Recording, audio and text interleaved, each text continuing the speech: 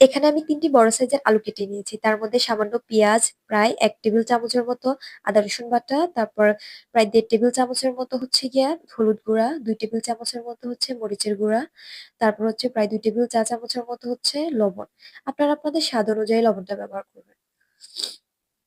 তারপর এটাকে এখন রান্নার জন্য আমি বসিয়ে দিচ্ছি। এই তো বলক চলে আসছে। এখন আলুটা সিদ্ধ হওয়া পর্যন্ত ওয়েট করব। তারপর এক পাশ দিয়ে আমি মাছ ভেজে ফেলতেছি। এ পর্যায়ে আলু সিদ্ধ হওয়ার পর কেটে রাখা টমেটোগুলো আমি এড করে দিচ্ছি। তার মধ্যে আমি জলপাই ফ্রোজেন করে রেখেছিলাম। ওখান থেকে প্রায় ৪ টা জলপাই আমি এটার মধ্যে দিয়ে দিয়েছি। এখন ভালো করে নেড়ে এখন আমি আবার এগুলো সিদ্ধ হওয়ার জন্য ওয়েট করব। কষানো শেষ হওয়ার পর আমি এখানে কিছুটা পানি এড করে দিচ্ছি। কারণ টক তরকারির মধ্যে পানিটা বেশি রাখতে হয়। তারপর কয়েকটা কাঁচামরিচ এড করে দিয়েছি। এখন এগুলো ভালোভাবে রান্না ভালো করে বলক আসার পর এখানে আমি ২ টা মাছের মাথা এড করে দিচ্ছি।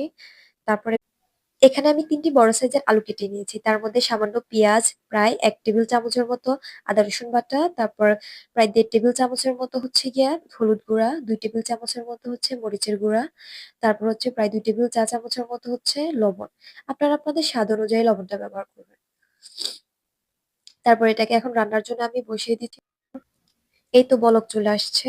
এখন আলুটা সিদ্ধ হওয়া পর্যন্ত ওয়েট করব। তারপর এক পাশ দিয়ে আমি মাছ ভেজে ফেলতেছি।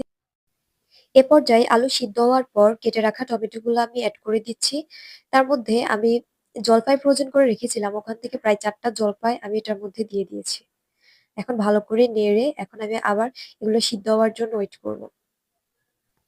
কষানো শেষ হওয়ার পর আমি এখানে কিছুটা পানি এড করে দিচ্ছি। কারণ টক তরকারির মধ্যে পানিটা বেশি রাখতে হয়। তারপর কয়েকটা কাঁচামরিচ এড করে দিয়েছি। এখন এগুলো ভালোভাবে রান্না ভালো করে বলক আসার পর এখানে আমি ২ টা মাছের মাথা এড করে দিচ্ছি। তারপরে